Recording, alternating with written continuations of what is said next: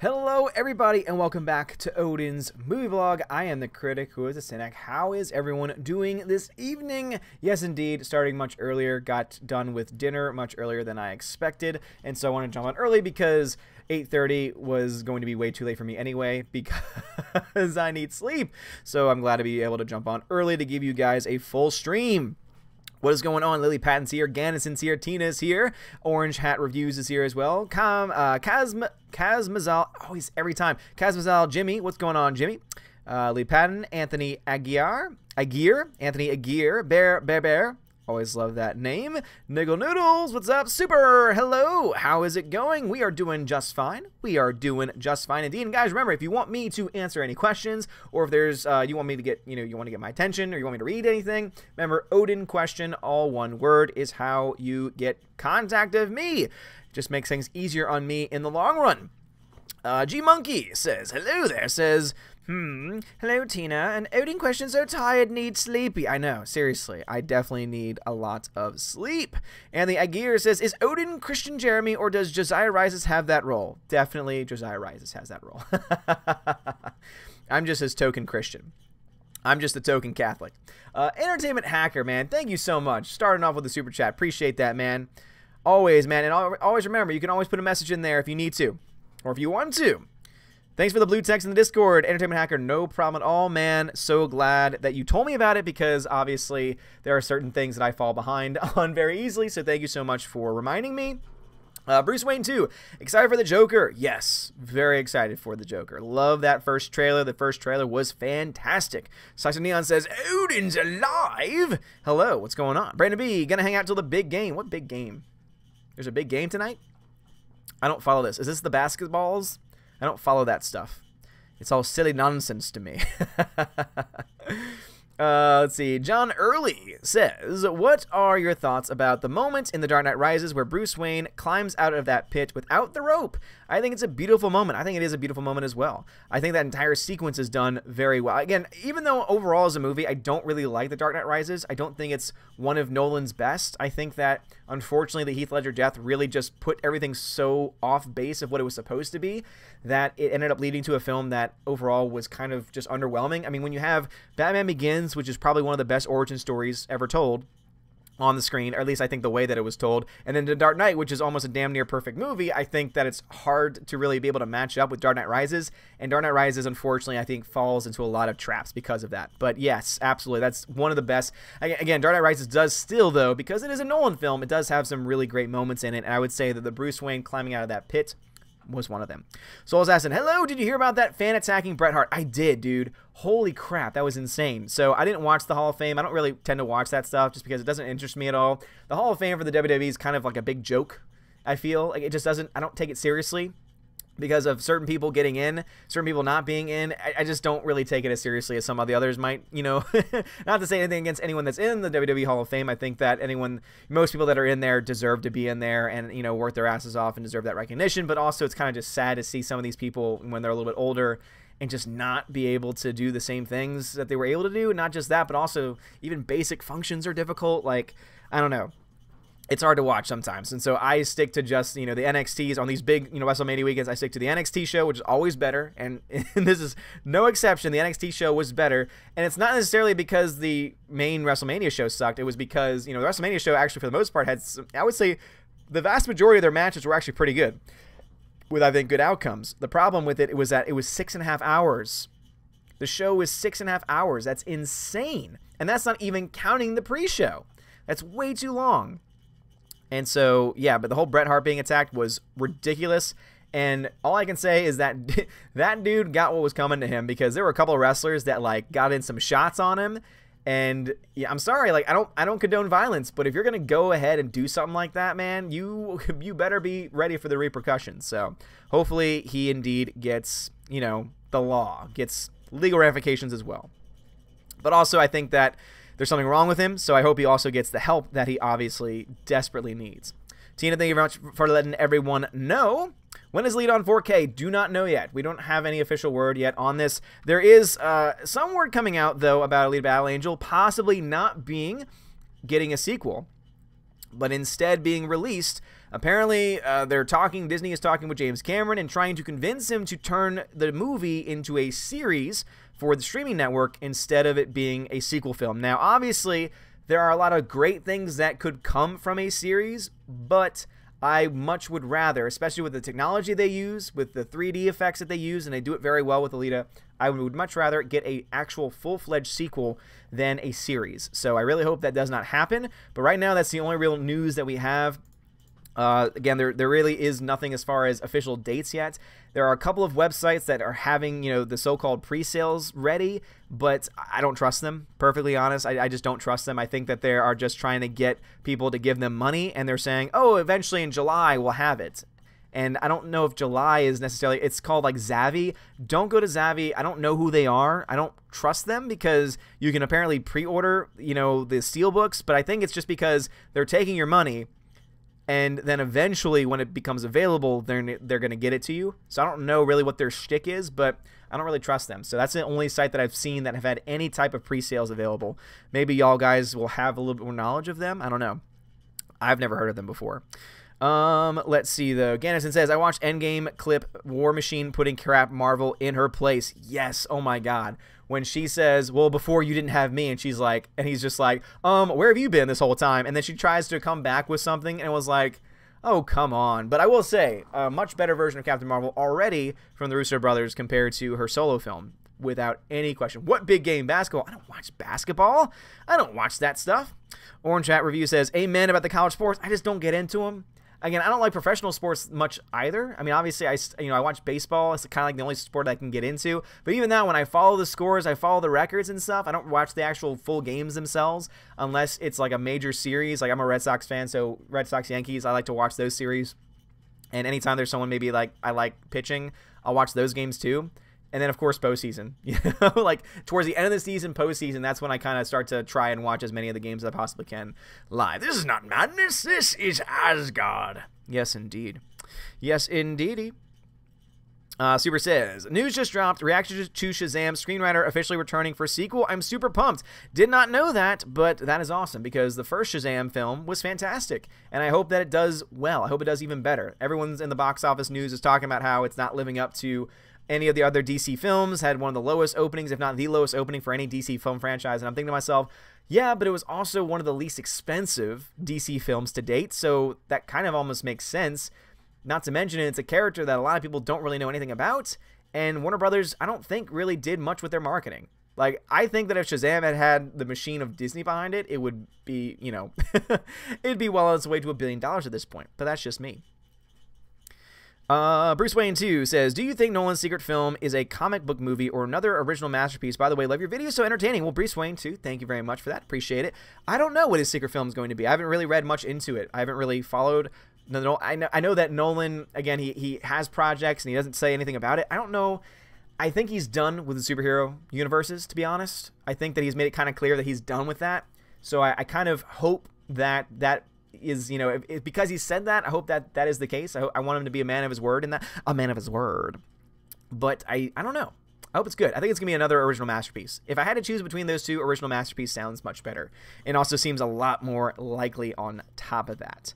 All right, Bruce Wayne 2 was the last person to ask. All right, so Tina says, I did watch your video about idiots thinking Mabel making $1 billion equals it being a superior movie. I'm just happy to see War Machine dress her down. Tina, I love that clip too. It was fantastic. But yeah, seriously, so for the video I made today, and it's also obviously in the topic for this live stream, I just love how there are so many articles being written about the film making $1 billion, and every single person writing these articles, they try and make it seem like that means that the movie's good.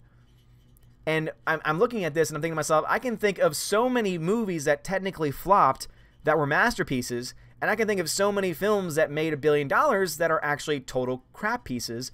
And also on top of that, there are films that maybe didn't crack the $1 billion mark, but still made multiple $1 million in profit that didn't cost as much as a Captain Marvel or as a, any other big budget film, and yet it's still been profitable. So again, it's not a good metric. Box office success doesn't mean anything. What box office success means is that you were able to market your film very well, and you were able to convince a lot of people to go see your movie. And also, In the case of Captain Marvel, in the case of many Disney films, what they were able to do was they were able to get as many screens as possible and get it at the highest ticket price as they possibly could, because they tried to saturate the market with, again, a higher than average ticket price by saying, okay, you need to have more than the average 3D showings, more than the average IMAX showings, etc., to be able to cover all of the different costs. And so when all that comes into account, it's not nearly as impressive. Especially since they're trying to compare it. So the whole video I made today was because there was some idiot who basically tried to say that because Captain Marvel's now crossed $1 billion, and not just crossed $1 billion, but also has now made more than, before adjusted for inflation, The Dark Knight, that it's something important to talk about. And basically trying to insinuate that it means insinuating it's a good film. Oh, well, The Dark Knight was, universally, critically acclaimed and did very well in the box office, and, oh, now Captain Marvel's made more than The Dark Knight, so obviously there's a correlation there. It's like, no, that's not how this works. Just because a movie makes money doesn't mean it's good. I mean, 50 Shades of Crap made money. Those movies aren't good. Twilight, the Twihards, they ended up making that full franchise into a multi-million-dollar, Ponzi scheme nonsense. Doesn't make those movies any good either. So if we begin to start to make that the metric, it begins to create a lot of problems for a lot of other movies that have been really bad, that have made a lot of money, but also for a lot of great classic films that overall didn't do very well. Blade Runner, the original, did not do well in the original box office run, and yet is considered to be a masterpiece, is considered to be a sci-fi classic, is considered to be so many great things. Blade Runner 2049, in my opinion, is a modern-day masterpiece. Also, didn't make much at the box office, ended up losing money at the box office. I think it probably made some of that up in the Blu-ray, 4K sales, because, I mean, it's a beautiful movie. Denis Villeneuve did a wonderful job with that, which is why I'm very excited for Dune, because I think that Dune is going to be great because he's behind the camera. But yeah, if we're going to start to play this game of, oh, well, it made money, and so therefore it's good. No, that's not how it works. Yeah, War Machine dressing her down, freaking fantastic. Lethal Lightning, thank you very much, man. Dude, you don't have to. Thank you. I appreciate the super chat. Lethal says, just for being a friend and setting an example, I admire. Oh, well, Lethal Lightning, thank you very much, man. Appreciate it. Guys, go check out the Lethal Lightning channel. He is an awesome dude. He is my friend from Australia. And also, he is a member of the League of Nations, which is a once-a-month stream where we have 4 of us, all from different cultures, different backgrounds, different parts of the world, coming together to talk about a variety of topics. The first episode that we did last week, has it already been a week? Oh my goodness. It's been, maybe more than a week at this point. Yes, it's Monday. Oh my goodness, it's Monday. Everything's so crazy. I'm going to Chicago this week. This is insane. Sorry, I'm having this moment of, oh my goodness, there's so many things that need to be done. But anyway, so 2 weeks ago, we did a first ever episode, and it was awesome. We talked about Article 13. We also talked about Captain Marvel, censorship, things like that. It's available on the Welcome to Asgard channel in full, and also on my blogger website, which is where I put all the episodes up as podcasts. So you can actually follow it on Google Play, on Stitcher, on iTunes, and you can listen to it there as a podcast, if you wish. But thank you, man. I appreciate the super chat. And Cody Johnson, thank you very much for the super chat. Lily Patton says, I hope Endgame doesn't go woke like Last Jedi. I don't think it will. As again, in the Russos we trust. Until the Russos are able to prove me wrong, until the Russos are able to kind of show that they're going to go in that direction, I think it'll be fine. But the Russos at this point, at least to this point, have not really shown or indicated any of that. So I trust the Russos. I don't trust Disney. I don't trust Kevin Feige. I don't trust them to not try and put messaging in there, but I do trust the Russos to try and make it as good as possible. Even if there is some type of woke messaging, I don't think it's going to be from them. I think it's going to be from the higher-ups. And I don't think they're going to allow that to happen. At least they haven't done so yet. Rhaegar Targaryen says, Hail the Allfather. In the new Avengers teaser clip, it sounds like someone is whispering, I have telepathy, right as Thor summons his hammer before Captain Marvel. What are they hiding? Wait, what?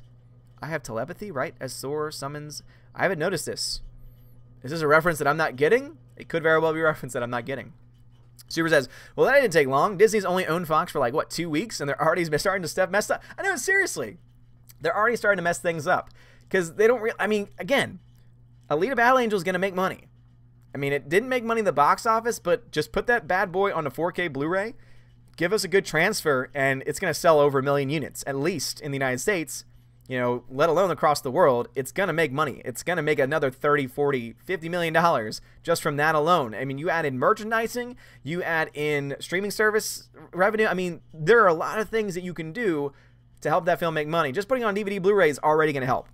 4K. Again, I already plan on getting it on 4K. So I don't own a lot of films on 4K because I don't really have the capacity to fully utilize 4K technology yet. But I want to be able to one day, and there's certain movies that I think should be owned on that type of form. And I think that Alita Battle Angel definitely deserves that because it's a beautiful film. But yeah, seriously, I don't think a series would do it justice. Again, as I said before, even though I'm excited to buy it on 4K, I don't even think the 4K Blu-ray is going to be able to do justice to this film as a giant projector would be able to. So I think that if you were to change this into a series, if you were trying to put this on a streaming network and you were therefore going to limit the quality of the image, limit the quality of the stream, because streaming can only go so far. Yeah, you can get 4K streaming, but it's not going to be the same as if you're seeing it on the big screen. It's not going to be the same as if you're even watching it on a physical media as well. So I'm really hoping that that's not the case. I hope they don't go in that direction. I would much rather them give us a sequel that the fans really do want, and the fans will help be able to justify. Just give us the Blu-ray. Just announce the date, put up the pre-orders, and wait and see. If you put those pre-orders up, I think they'll be very, very surprised, because you know I'll be promoting the hell out of the pre-orders for that film. No question about it. Nostalgia Network says, this is my first time watching one of your live streams. Well, Nostalgia Network, welcome to the stream. Thank you very much for joining. This is indeed how things tend to go. Let's see. Infinity. Sorry, I saw numbers and I had to read it. It says Infinity Stone D says, fun fact: Disney owned 30% of Hulu after they bought Fox. They now own 60%. Not only that, but they're also now trying to gain another 10% or so from another organization, meaning that eventually they could own around 70%. So that's why my thought process is that what they'll end up doing is for the Disney Plus service, they'll have their kids shows, they'll have the Star Wars shows, things like that.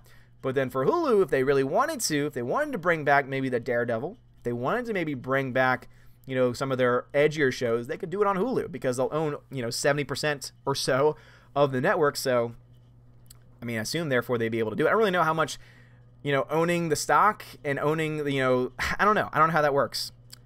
I wish I did. John Early says, I don't envy J.J. Abrams with editing Star Wars Episode 9. I mean, The Last Jedi was such a mess that I doubt J.J. can salvage it. Yeah, I don't think he can either, to be honest. I think that what J.J.'s trying to do, if I had to guess, my guess is that J.J. in making Episode 9 is just trying to make a good standalone film. I think that's honestly what he's going to be trying to... He's not going to try and make it following up the events of The Last Jedi. It's going to be simply trying to make an individually good film, and I think he's going to actually do more callbacks to his movie, Episode 7, The Force Awakens, than The Last Jedi. The fact that there's already the rumors going around that he's going to retcon some of the things that Rian Johnson did kind of seems to indicate that, because again, as I said before, Rian Johnson took all the little balls that, you know, that J.J. Abrams were like, hey man, here they are, they're softballs, man, you can knock them out of the park if you really wanted to. And then, of course, Ryan takes them and is like, all right, I'm going to catch it, and then I'm just going to throw it into the stands. It's like, no, that's not how the game works. But I subverted your expectations. But that's not how this works. So I think that he's going to end up retconning a lot of things, and I think it's going to end up for the better. So again, I think we're going to get a solid, independent, you know, film. But then when you look back at everything and think, wait, this is a part of a trilogy, okay, now this doesn't really work. So yeah, I can't wait to see what the title is and also what the trailer is going to look like, because, man, they have so much. They have so much they have to fix. If they want to salvage anything, they have so much. Jedi Sage Monk, thank you very much for that super chat. Says, you deserve a super chat for your 50 Shades of Crap comment alone. Box office sales have never corresponded to a film's success or artistic merit. Jedi Sage, thank you. I really appreciate the super chat. And yes, 50 Shades of Crap is the most accurate title for it. Obviously, there's a lot of other things that I could say, but they would not be a part of the language I like to use for my channel. So thank you very much for that super chat. I appreciate it. And yeah, you're absolutely right. Again, just because a film makes money does not mean that it's a good film objectively, or that it's artistically valuable either. Well, how can you say it's artistically valuable? I mean, art, you know, art is up to the beholder. You know, beauty's in the eye of the beholder, so is art. Yes. But at the same time, if you are a person that's going to try and tell me that abstract art is art, I'm the same person that will spit in your face because you do not want to be cool. Sorry, not to drag abstract art into the same conversation as 50 Shades of Grey. However, at the same time, I kind of do put them in the same category, at least for me. I feel like if there's a comparison, we're going to talk about artwork here. We're going to talk about like the merit of an artist. I would say that when you take that form of art and compare it to other forms of art, that it's like the 50 Shades of Grey of the art world, at least for me personally, because the things I could say about art. All right, so John Early had the last comment before the chat jumped on me. Let's see, where did you go? Where are you going? All right, Cupcake Geek. What's up, Cupcake Geek? Love that name. Says, what do you think of the Once Upon a Time in Hollywood trailer? Are you excited for Dark Phoenix? I'm not excited for Dark Phoenix. Dark Phoenix just doesn't have... Apocalypse kind of killed the X-Men for me. They were on such a great track record. Like, First Class was fantastic. I freaking love First Class so much. And then, of course, you had, you know, the... oh, my goodness. I always forget the name of it, but the... because the title is just very convoluted for me. The one with time, when they go back in time, and there's something to do with time. Oh my goodness, I don't know why I'm blanking out on it. But anyway, the follow-up to that was also Days of Future Past. That's what it is, Days of Future Past. Sorry. I had a brain fart for a second. I had to think about it. So Days of Future Past. So I think that those two films were great. And then they made Apocalypse, and Apocalypse just sucked. I just didn't like it at all. I almost hated the film. I was like, I was in the movie, and I was just like, I don't like this. I don't want to still watch this anymore.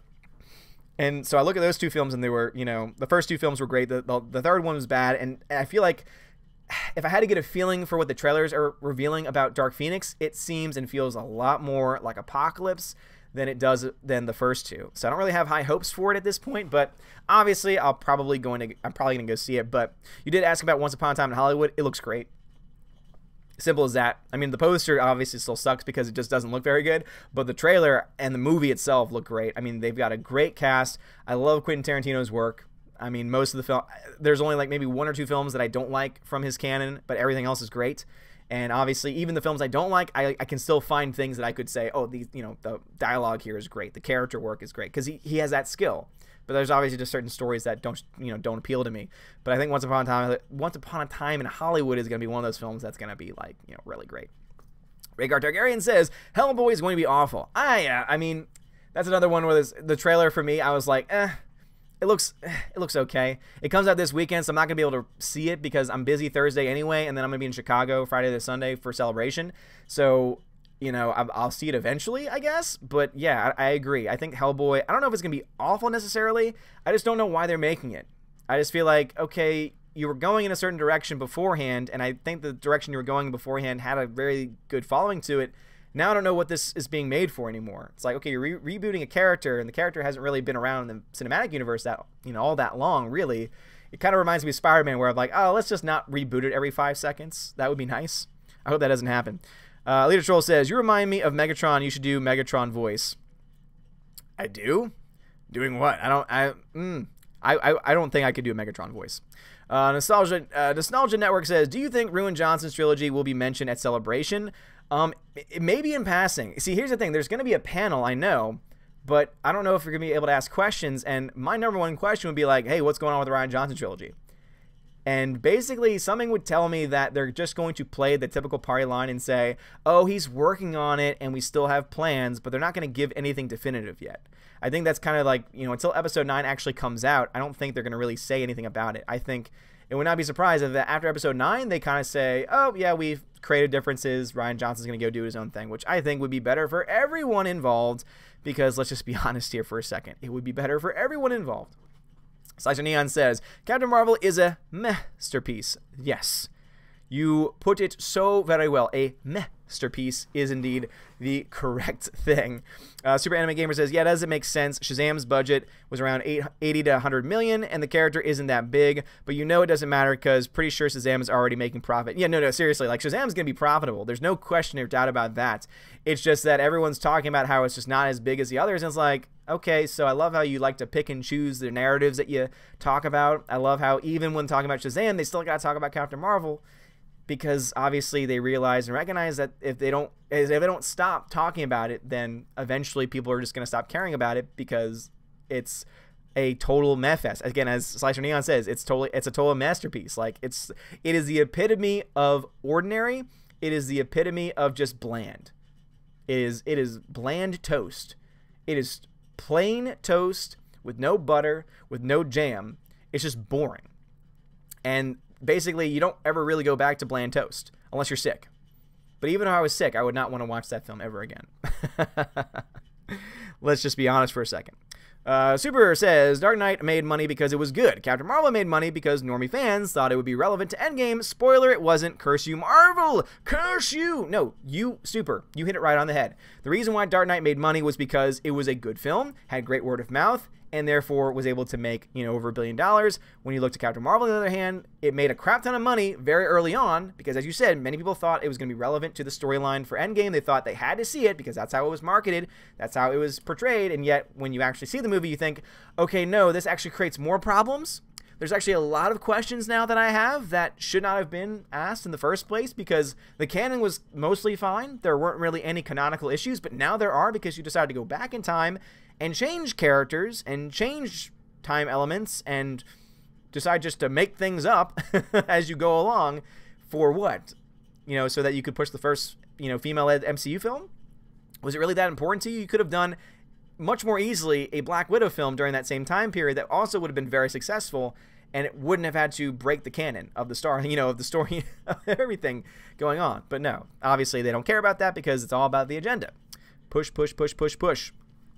Rhaegar Targaryen says, HJWs, Avatar made $2.79 billion, therefore not only is it the best movie, it is a milestone achievement since the dawn of mankind. Odin literally shaking. Oh my gosh, yes, Rhaegar Targaryen.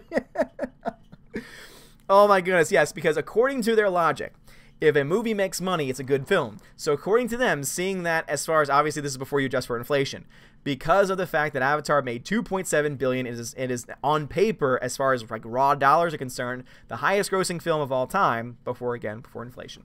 I know, trust me, I recognize that. Therefore, it must be the best movie of all time. No, that's not how it works. Avatar sucks. The story sucks. It's a total ripoff of so many other films. Yes, you can say that the animation and the world that's being built is beautiful, and I can agree. Even when I saw that film, I said, you know what? The world that James Cameron built was indeed beautiful. Unfortunately, had to ruin it by putting giant blue Smurf people in there who have sex with ponytails.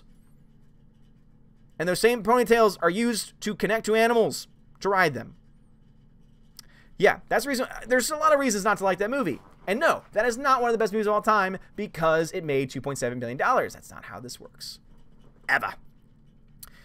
Oh, my goodness. Rhaegar Targaryen. Now, you've got me triggered now, man.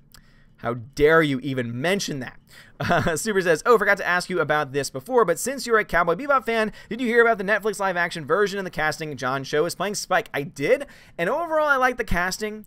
Obviously there are certain casting choices you look to and you think to yourself, okay, I see what you're trying to do here. I see what you're trying to do here.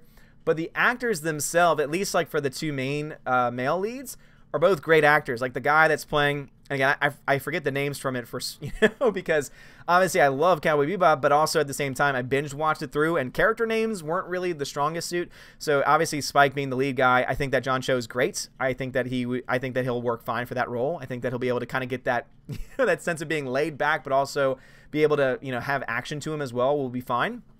But also the guy that they have playing, I forget what the other male lead is in the show. I forget the character's name. But the guy that's playing him is the same dude that played the villain in the last season of Luke Cage, and he was actually really good. I liked him a lot.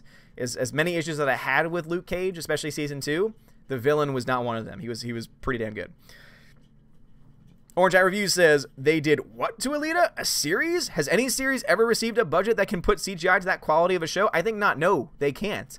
And even with Disney money behind it, no, they wouldn't be able to. That's why what my hope is that even though they're trying to push this on James Cameron, because James Cameron does have some sense of pride, he'll say, screw you, you either make the movie or I take it somewhere else. And I think if he takes it somewhere else, Disney will end up regretting it. So, obviously in 2, they have to work with him anyway because they obviously own the distribution rights to Avatar. And so now they have to basically figure out, okay, we can't make him mad because he's got this IP that is actually worth a lot of money, and we don't want to mess up that relationship. So hopefully what James Cameron does says, okay, well, you know what? I'm all about Avatar. I'm going to make 5 Avatar films, and I don't know why he's got to do that. But also maybe since, Alita was indeed a passion project, that he'll allow that passion to continue and say, oh, but you have to make sure that this film gets a sequel. If that happens, we'll be good, I think. I think we'll be good. Jedi Sage Monk, thank you again for the super chat. Says, thanks, Odin. People at my cafe are looking at me weird for laughing so much. Giant blue Smurf people. I'm glad I'm making you laugh, man. Seriously, though. They are giant blue Smurf people. Oh, man. I can't wait to actually have like a sit-down debate with Anna, that Star Wars girl, who loves the movie. But again, I think she is biased to like the movie. And the reason why is because it is artistically beautiful. Like, from a production design perspective, from an artistic perspective, there are a lot of beautiful elements to it. The color palette, all that stuff is nice, but that doesn't make a movie good. Just like having a lot of money at the box office doesn't make a movie good. Also, those elements don't make a movie good either. I'm just putting it out there. Just putting it out there. Surfdream Gaming says, how positive do you believe Alita will get a sequel out of 10? I think 8. Because, and again, it comes down to one person, though, James Cameron. James Cameron owns the IP. James Cameron can take that project wherever the hell he wants. And James Cameron has so much money because, again, $2.7 billion, he, the studio ended up, well, obviously the studio only made about 60% of that, but still, that's a lot of money. Even if you take 60% of it, he'd still basically made, like, close to $1 billion in profit. Even when you take into account how much he spent on the film, the dude made a lot of money just on that first Avatar film because of how well it did. So I think that if you take that into account, and also the fact that he's made a lot of films that have made a lot of money, he obviously could produce a lot of films just on his own. And I would not be surprised if there are some studios that would like to work with him on an Alita sequel, because I think they recognize that there's a very passionate fan base that would very much like to see it. Now, I don't think they're going to get as nearly as high of a budget as the first film, but we shall indeed see. But I'm pretty confident about it because I think that it's all up to James Cameron. I think that James Cameron, if he really is passionate about the project, will want the project to be completed. Even if it's just one more movie, even if he has to kind of condense everything into one film instead of a trilogy like maybe he had planned, or a universe maybe. I don't really know what he had in mind, but it is interesting nonetheless. So, yeah, I'm pretty confident. G-Monkey says, Disney messed up the Fantastic Four before they owned it by what they did with the Skrull and Captain Marvel. Oh, God, yeah, seriously, man. Dude, yeah.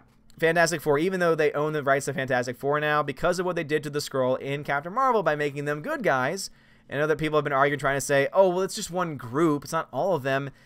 But when you watch the movie, it doesn't really seem to indicate that it is just the one group. It seems that there is a clear bad guy in the Kree-Skrull war. And if you're going to portray the Skrull as the good guy, which they did very clearly in this movie, well, then that means that they're going to be the good guy throughout, essentially. And that means that you can't do Secret Invasion. And that means there's a lot of story elements you can't do, including bringing in some of the most important aspects of the Fantastic Four universe. So, yeah. It's so amazing that they've already screwed all this up. Anyway, William Jenkins. What's going on, dude? Thank you very much for the super chat. Says, hey, Lord Odin. FYI, Alien will be in theaters for the 40th anniversary in October as a Fathom event. Yes, I've heard about this. It actually just got a 4K release. I was very tempted to get it, but I am very happy with my Blu-ray copy already, so. But yeah, I definitely would be interested in going to see that in theaters, for sure. And yes, I'm looking forward to that more than I am Episode 9. In my opinion, Cowboy Bebop and Witcher series will suck. I would say William Jenkins does not have a lot of confidence in those. I know that there's already been a lot of questions and doubts with the Witcher series. I don't really know Witcher that much, just again, because I'm very limited in certain aspects when it comes to gaming, comics, anime, manga. I'm very limited when it comes to that kind of stuff, unfortunately. Cowboy Bebop, though, it's a great series, and to be honest, I don't want it to really be... Unless they were going to make it an animated series that used a lot of the same, creators and used a lot of the same people that were involved in the first place, I would be okay with that, but they've already done that. They already made a Cowboy Bebop movie, so I don't really think they need to do a live-action version of it. And if they're going to do it, they need to do it right, and we all know that Hollywood cares more about an agenda than it does about doing films right. But William Jenkins, good to see you again, man. I feel like it's been a while. So thank you for jumping in the stream, and thank you very much for that super chat. And yes, anniversary for Alien coming out in October in theaters. Yes, I hope it gets like an IMAX release or Dolby. Oh my goodness, if that film gets a Dolby release, whew, I'm there. I am there, no question about it.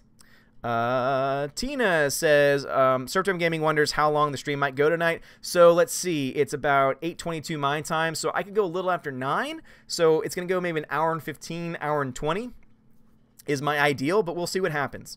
We'll see how things flow. We'll see how things flow. And Tina, thank you very much for helping out. For the people that cannot write certain things because of various factors. Okay, Super says, don't know much about stocks either, but my guess is they want to control as much as they can, as easily as they can. They want to own the platform now. Why they want to do that, I don't know. As I said before, I think the reason why is because either they want to take it down, because they just want Disney Plus to be its one thing.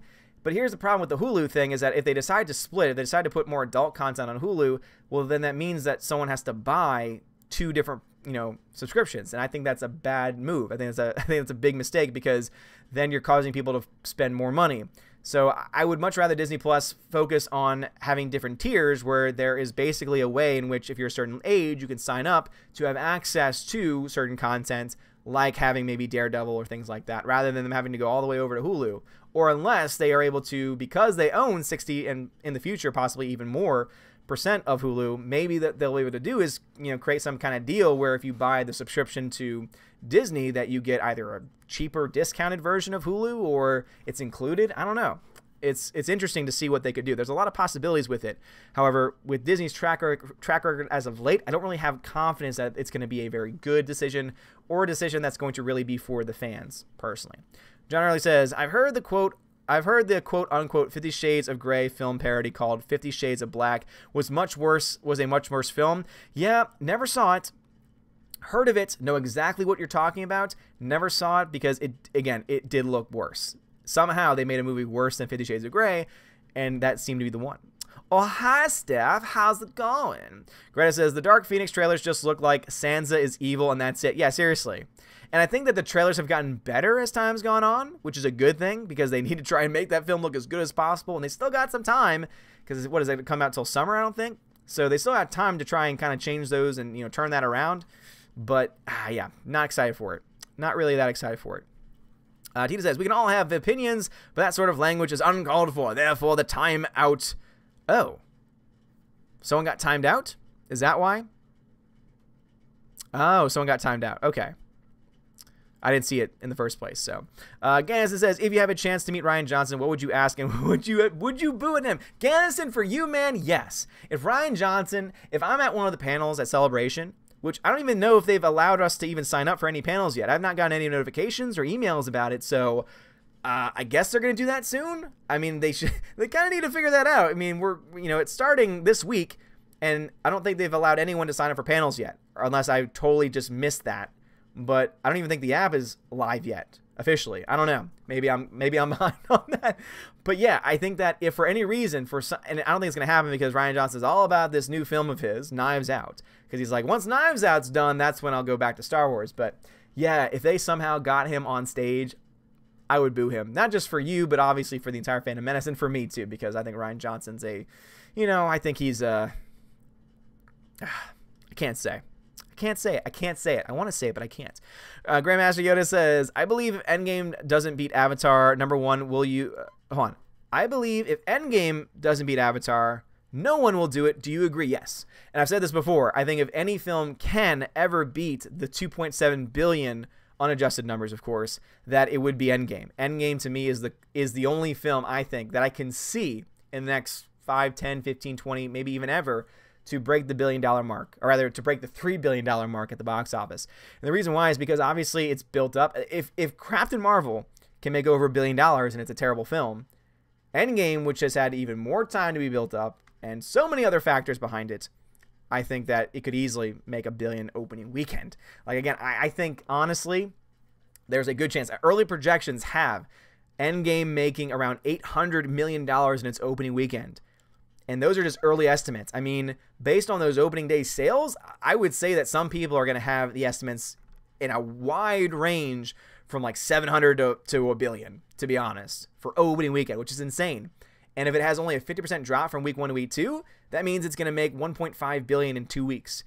And if that's 60%, which oftentimes films, big budget films especially, make 60% of their entire box office in those first 2 weeks, that's, again, it's going to get close. If any film could get close to Avatar, it would be Endgame.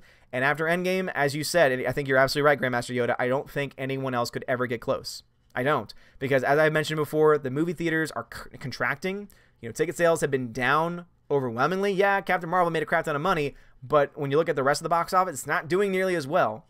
And after Endgame, it's kind of going to be like, all right, we're going to go back to the contract. And obviously, certain films are going to make money, certain films are not going to make money.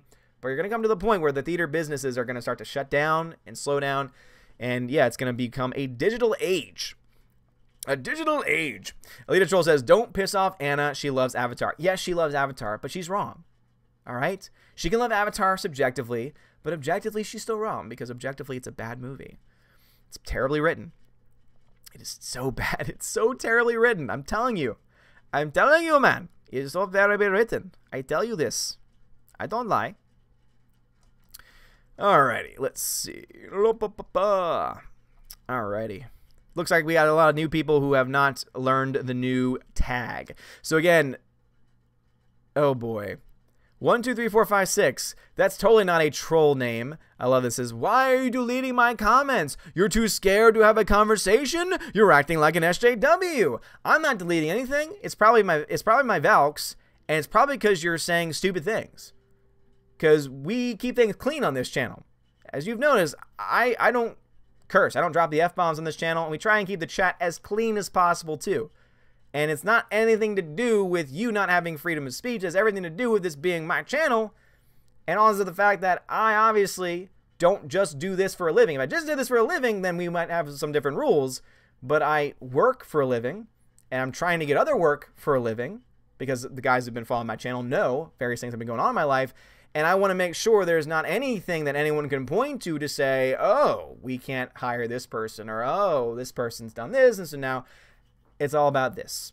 Okay? So it's not anything about not wanting to have a conversation. It's obviously you're probably saying something that is inappropriate, and my Valks know what is up. So Valks, I'm right behind you. I have your back on this. I don't know what's going on. I'm sure you'll tell me about it later because you see all those comments. I don't.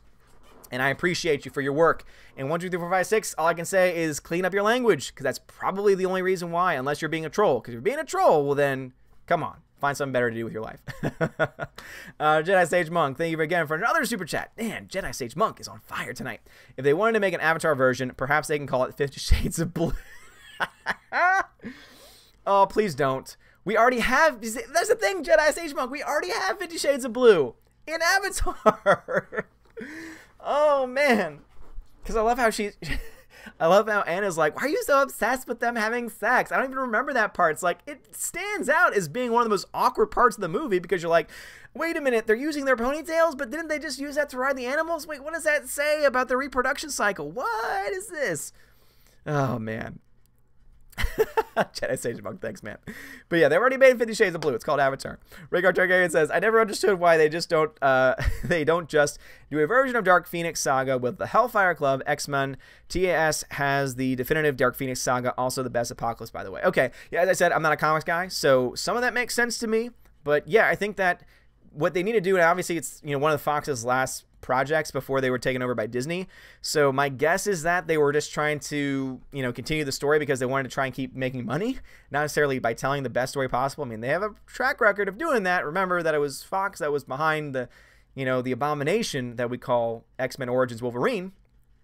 And so we know they can make bad films. We also know they can make good films, because Logan was fantastic. It's just interesting how hit and miss they are, because they can make an Oscar-worthy film like Logan, but then they can also make films like X-Men Origins Wolverine, or, in my opinion, X-Men Apocalypse, you know, just really bad films. Yeah, it doesn't make sense to me. So, again, even though Disney does not really have a good track record at this point of taking in properties and doing a lot of really great things with them, you know, people will say, the MCU, yeah, the MCU, but remember that they've also now started to kind of go down the same track that they were trying to take Star Wars, and we all know how the Star Wars fandom reacted to them trying to do that. The difference with the MCU is that they've had much more time to be able to build up this normie popcorn audience that eventually, though, will get sick of it just like anyone else. All right, sounds like there might be a troll. Let's see. Tina says, I timed them out for using 2 racial slurs. Whoa, okay, yeah. 1, 2, 3, 4, 5, 6. If you're using racial slurs, you have no business here. Simple as that. Like, it's one thing if you drop an F-bomb accidentally or something like that, because, like, there are some people that can, you know, drop that kind of language in here, and we're not probably, you know, we're not going to do anything about it. But if you're dropping racial slurs, that is totally uncalled for. That is totally unnecessary. And that is absolutely not something that I, you know, that's not something I will stand behind, ever. So, yeah, my Valks know what's up, and they're going to keep on doing what they need to do.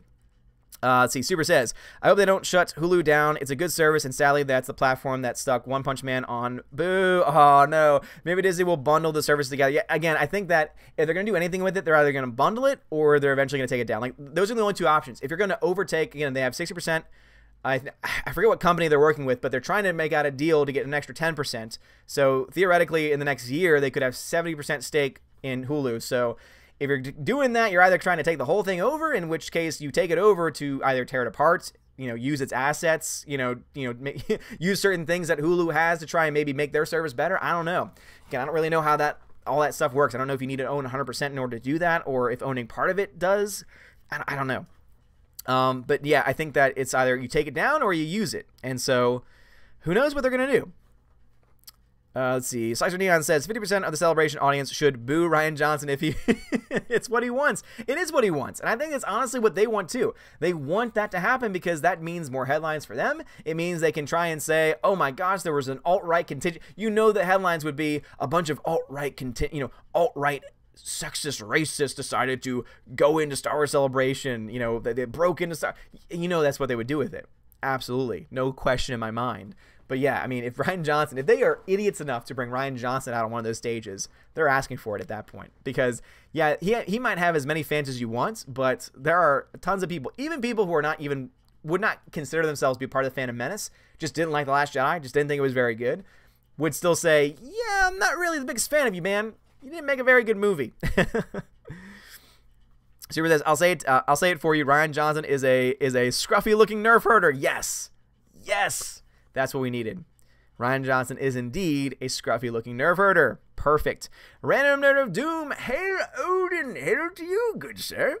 G-Monkey, app is live. Not sure, but I think the lottery for the panel started. What? Really? Well, I'm behind. No surprise there. As I mentioned before, I'm mostly going to see you guys. I'm mostly going, of course, to meet up with some other great content creators too. And that's kind of like, I'm kind of there going to hang out. Vlog, stuff like that. It'd be cool to get into some of the panels because there are a couple of things like Mandalorian. I'm actually genuinely interested in the Mandalorian. Actually would like to go see and find out more about the Mandalorian. And obviously I want to try and find out and be available to find out the name of the movie, episode 9, and the trailer, because I want to be able to give you guys, instant access to that, instant reactions, that kind of thing. So we will find that soon. So I'll have to figure that out. I'll have to probably look that up to see if I can find the app after I get off the stream. Nickel Noodle says, would you start shilling for Disney if you ran into Ryan Johnson and he offered to cast you as a grown-up broom boy in his upcoming trilogy? No. I would accept the role because it would probably offer a crap ton of money, but I wouldn't shill. See, that's the thing, is like I can make the smart business decision, but in my contract it'd say, you must allow me to say whatever I want to say. And I still say that your movie sucked. Oh, okay, that's fine. I mean, yeah, I wouldn't shill for him, but I mean, I'm not going to turn down that money. I'm not going to sell my soul for the money, but I'm not going to turn it down completely either. John Early says, The Last Jedi was so bad, I wouldn't write fan fiction about it. Even if it was a crossover with the CW Flash, I still wouldn't co-write it. Oh, man, that's so true. Super says, so Endgame is being released on the same day globally. So let me just double check that. It is getting an early release in certain countries. And I think that's kind of just to build up the wave of momentum. And I think that's what's going to lead to this, again, this gigantic opening that's going to have that opening weekend. But it's opening in most countries within the first week. So there's not like a week difference. It's basically opening in the 24th. I think Gannison, who's in Malaysia, he says that they're getting it on the 24th. There's a couple other countries. I think there are like 6 or 7 countries that are getting it on the 24th and not the 25th, 26th, depending on if you go to the Thursday or Friday showing. So they're getting it on that Wednesday instead. Technically, and so I think that when it comes to those, that you're getting still within the first week though, so it's not too much of a difference. But let me just see, do they have that information yet available? Let's see, Endgame opening weekend, because normally they have that information. Let me see, not Fortune, not Deadline. No, the sites I'm looking for are coming up, so let me just go back to the chat for a second. But yeah, they're releasing within like a week of each other though. That is a fact.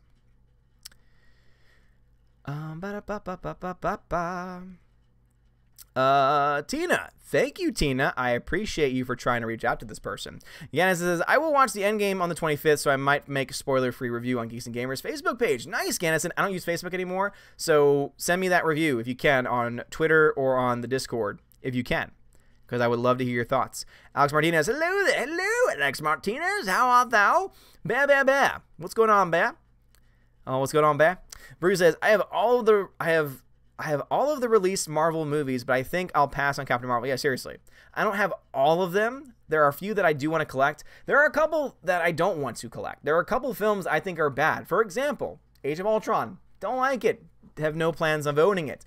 I didn't like the first Captain America. I know that there's some people that do like it. I didn't. thought the first Captain America, first Avenger sucked. Now, maybe if I went back now after seeing Captain Marvel, I would enjoy it a little bit more, but I just didn't like it. Now, when you talk about Winter Soldier, Civil War, those are films that are fantastic. Winter Soldier, I own. Civil War I own as well. And Thor Ragnarok, I own. I don't own Thor the Dark World because I didn't like Thor the Dark World. So, again, there's bad MCU films. There's good MCU films. So, yeah, I don't own them all. But, yeah, definitely going to hard pass on the Captain Marvel. Oh, but the special features. No, not going to happen. 70B, thank you very much for helping the peeps out. Thank you for helping the peeps out. Lou, hey, dude, how's your day going? What's up, Lou? How's it going? It's going fine. It's going very, very, very fine. Steph says, we had 2 different trolls. 1, 2, 3, 4, 5, 6 didn't say any racial slurs. Thank you very much. So, guys, remember, I am behind in the chat. So, don't freak out if I say something, all right? Because if it gets corrected later on, I don't find out right away, all right? So, just let things play out as they will. And if that is indeed something incorrect that's said, I will, again, point it out. So, 1, 2, 3, 4, 5, 6. 1, 2, 3, 4, 5, 6. Very, very sorry. Again, I was just reading and trying to figure out what was being said because I only read the ones that have open question in it just because otherwise I will be even more, I would be even further behind at this point if I did not do that. So, Darth says, I wish I had your beard. Oh, thanks, man. Appreciate it. Rigor Targaryen says, X-Men TS, the animated series from the 1990s. It's the best version of X-Men, which the movies. Oh, okay. I've always wanted to watch it. I just never did. I watched Batman the Animated Series and like a crap ton of other TV when I was a kid. That was like one of the series that for some reason I just never watched. So I might have to try and find that at some point. G Monkey, all lotteries for Celebration end tonight at 11:59 Central Standard. What? Oh, God. That's stupid. I'm already over it. They didn't email me. I have my email set up to it and everything. Conspiracy! No, I'm not going to fall into that. But no, I signed up my pass and everything for it, and I connected my email. I'm surprised they didn't email me saying the lotteries were live. That's stupid that they wouldn't do that. Random Doom, if left really cared about diversity, then I as a person with Asperger's wouldn't be mocked for my social awkwardness in 2019. Non-autistic take knowing how to make friends for granted. I definitely think that's a good point. For sure. CA Productions, booze for Ryan Johnson to him will be like music to his ears, probably. Tony Stark's in here. What's up, Tony Starks? Odin's alive? Yes, indeed. Yes, indeedy. That's the ticket. All right. John Early says, Batman v Superman Dawn of Justice was more entertaining than Last Jedi, and BVS and Man of Steel were train wrecks. I agree. I'll agree with you there. And now, of course, is when all of the hardcore Zack Snyder fans leave the live stream, is because they don't like when people bad talk their guy, but BVS was a crap film. Man of Steel was not as crap as BVS or Justice League. Justice League and BVS were easily the worst. Suicide Squad wasn't very good either. There's been a plethora of bad DCU films. There's also been 3 solid ones too. Obviously, for my ranking, Shazam is the best so far. Then I'd put Wonder Woman and then Aquaman.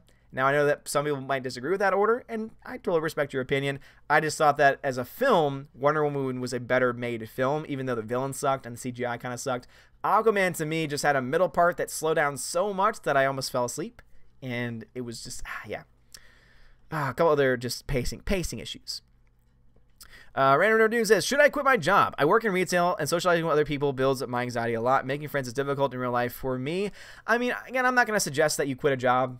You know, obviously you do what's best for you. If you think that it's better for you to stay and you think that having that type of interaction is healthier because it gets you more interaction and gets you more practice, then I would say stay with it. Obviously for financial reasons, you might need to stay with it as well.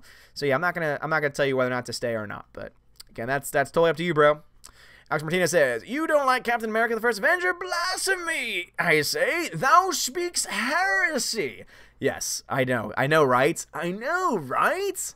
Seriously, I don't like it. I mean, don't get me wrong, there are parts that I like. Tommy Lee Jones is fantastic. Tommy Lee Jones steals that movie, and I love Tommy Lee Jones in that movie. It's just the rest of it, I can't get into it. I think my biggest issue with that film is the CGI. The CGI is cringeworthy in that film, and there are certain parts, specifically when there are the giant tanks and the explosions going around, that whole sequence is awful. Looks terrible. And as you guys know, I'm a CGI hawk, and that one makes all of my sensors go off and be like, no, this is so bad. Cringeworthy facepalm moment. Orange Hat Reviews, the first Captain America's music was good. The movie was not bad, but it wasn't good. But the music has very good, though, in my opinion. No, again, I think there are good elements to the film. Music, I don't really remember it that much, but if I had to guess, I would say it's probably pretty good. And again, there are good parts to it, but there are a lot of movies that have good parts to them, but aren't necessarily the best films out there. There are also some really bad films that don't have many good parts to them. For example, Captain Marvel. Orange Hat Reviews. All right, got that one already. Gannison says, I think DVD sales for Crap Marvel will be the same as Last Jedi, and it will go bargain bin within weeks. Yeah, I would say so. There's going to be those crazies that are going to go out of their way and be like, oh my gosh, I have to own it. I have to see those special features. Oh my gosh. Like, there's going to be those people out there. There's going to be those people who are going to buy it just because they want the sales to look good, which is going to be interesting.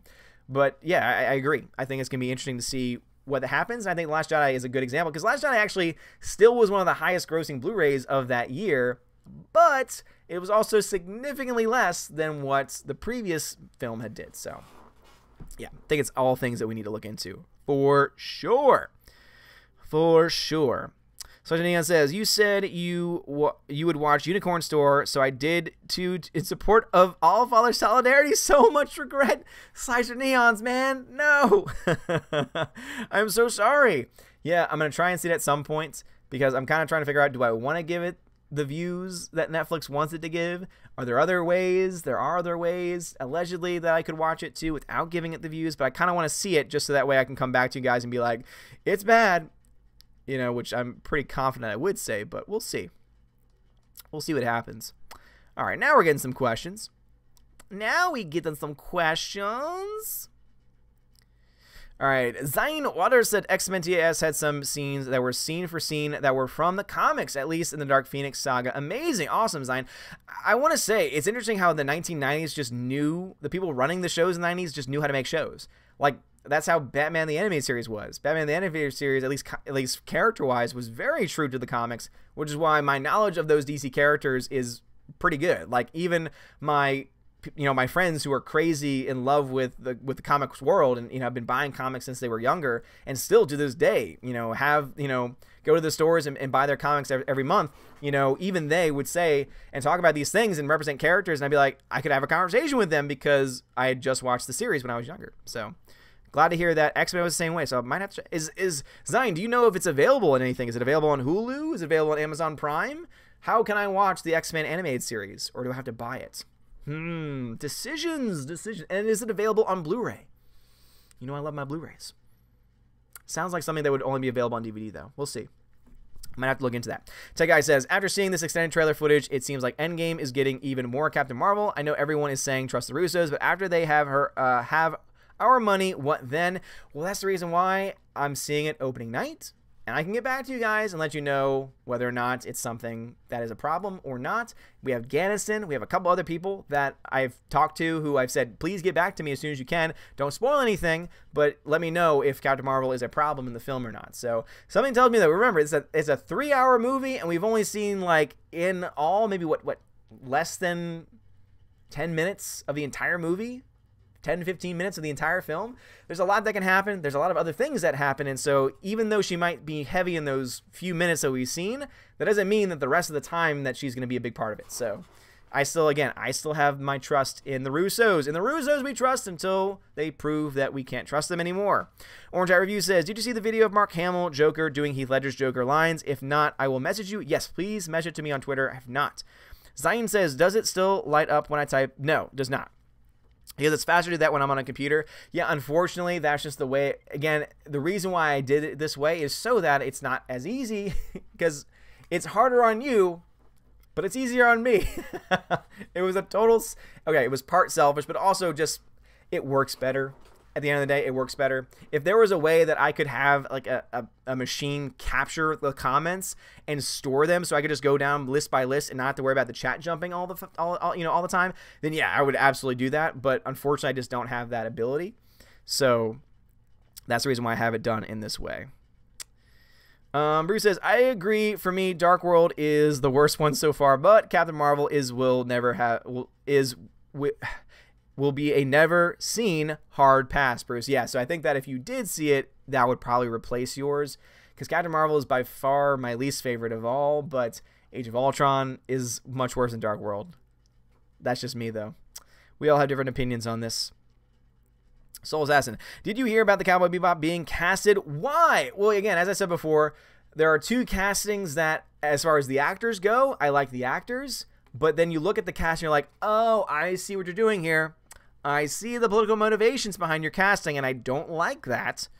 And so overall, I also think to myself, why are you making a live-action Cowboy Bebop film when you have the series, which is perfect, and also they made a movie, which I still have not seen the Cowboy Bebop movie, but you have stuff that's already good. You don't need to remake it. It'd be like if they said, you know what, we're going to bring back Firefly, but we're going to reboot it, and we're going to cast different actors. It's like, no, screw you. I don't want to see it then at that point. Desu, what's up? Desu says, do you use product for that fantabulous beard of yours? No, I don't use product. I do have product. I just don't really use it all that much because again, there's like oils and stuff, but it's like, why would I want my beard to be oily? Like, to me, that's just like, I don't like that in general. So why would I don't know. Why would I want that on my face all day? I don't get it. So every now and then I'll use like maybe a shampoo or something that makes it smell nice, I guess, or conditioner, because the Valkyrie, my amazing Valkyrie Tina Steph, got me some, it was like some beard, it was beard, not shampoo, but conditioner essentially. It makes it softer, etc. And I use that sometimes. So that's as far as much as product goes. I do have other products, I just don't tend to use them. G-Monkey, should we do a Wonder Woman 1984 challenge to get it to make more than Captain Marvel? Or is it too soon? Yeah, I mean, it is too soon. We don't know enough about the movie, and I think that Wonder Woman's going to do fine. The fact that the first film almost made $1 billion, and it's a film that was very well received, and I think, did very well on DVD, Blu-ray, I think that film could potentially make the $1 billion mark on its own, without any type of movement behind it whatsoever. So I would say if the trailer's good, if the story is good, at least from what we see, then that's going to be enough to be able to propel it to, those same heights.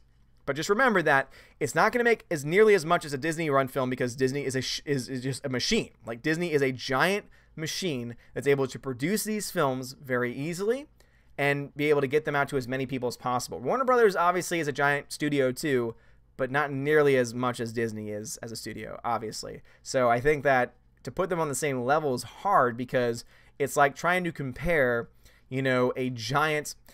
Using a bad movie as an example, it's like trying to compare Immortal Engines, which I never saw because it looked awful. One of the small cities that's on wheels, it's still a city on wheels to a giant city on wheels. So they're both cities on wheels, and that's insane. And oh my God, the possibilities if your city actually was moving. God, that whole concept's so stupid. Anyway, what was Peter Jackson thinking? But you have that going on.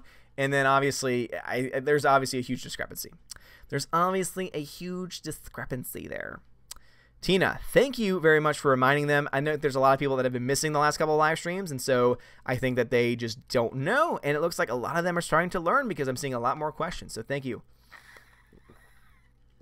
John Early. Man of Steel, BVS, Suicide Squad, and The Last Jedi make The Dark Knight Rises look like a masterpiece. Yes. I will agree with you there. The Dark Knight Rises is better than all of those films, hands down. I would rather watch The Dark Knight Rises again, only because, guess what? Even though there's, again, as I said, there's some great scenes, like some realistically great scenes in there, but also at the same time, you have to keep in mind that you also get those amazing sequences of Bane. Like, you get those same, like, huh, what you trying to say? Oh, what kind of a man shows a man before throwing him off a plane? I just love the Bane voice. The Bane voice gets me every time. Greta says Saturday movie night, Unicorn Store. It'll be funny. Oh my gosh. Greta, the reason why I won't do that is because that means I have to torture. That means I would have to torture the people that would watch that stream. Though of course many of them would probably not watch that stream because they would be like, "Oh, we will watch you. We'll watch you watch the movie. We won't watch the movie." But no, I don't want to do that. Gannison says, "Gotta go to work. Have a nice one. You have a nice one as well, Gannison. Have a nice." I guess, was it night? No, it must be morning for you. So have a good morning at work. The Shadow says, I blame the Captain America bad tank CGI on 3D. That was the only reason I could see for how it was laid out. I didn't see it in 3D. I didn't see that movie in 3D, and so I think it just still looked bad. If you mean that you think that it was shot for 3D and that's why it didn't look as good, because I don't know, but at the end of the day, it looked awful. Random Nerd Doom, hey Odin, have you ever heard about that real life superhero named Phoenix Jones from a few years ago? No. Mad Mitch says, will you get the Infinity War Blu-ray? I ordered 4K today via your Amazon link and we'll get it on the 18th. Well, Mad Mitch, dude, thank you so much for using the Amazon link. Thank you so much. And thanks for reminding me. Guys, if you want to support the channel, but maybe you don't have the ability to super chat or things like that, but you maybe buy things on Amazon, think about using my affiliate link. If you go through that link and buy things within 24 hours, I believe is what the number is, I get a small percentage of what you buy. It doesn't cost you anything more. It just helps me out. So again, if you buy things on Amazon, it helps me out a lot. Also, if you like audiobooks, there's a link so that you can get a free trial of Audible and get 2 free audiobooks. Again, I like audiobooks a lot because I have ADD and I kind of need those things. There's a lot of really great Star Wars audiobooks I recommend. The Thrawn trilogy. Anything narrated by Mark Thompson is fantastic. Of course, anything written by Timothy Zahn from a writing perspective is great too. But you get 2 free audiobooks with your free trial. So think about that. And if you like Amazon Prime, or you don't have it, or you would like to try it, you can click on the Amazon Prime free trial also.